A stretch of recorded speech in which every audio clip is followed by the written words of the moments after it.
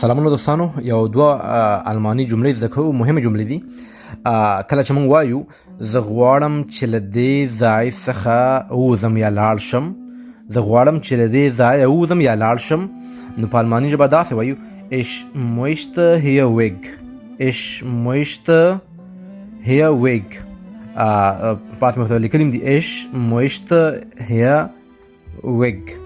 نو که څوک درته وایي ولې، یا په الماني ژبه وایي warum، مطلب ولې غواړې چې لاړ شې، نو موږ وایو ځکه چې زه دلته ستړی یا تنګ شوی یم. ځکه چې زه دلته ستړی یا تنګ شوی یم، نو په الماني ژبه باندې داسې وایو weil mir hier langweilig ist.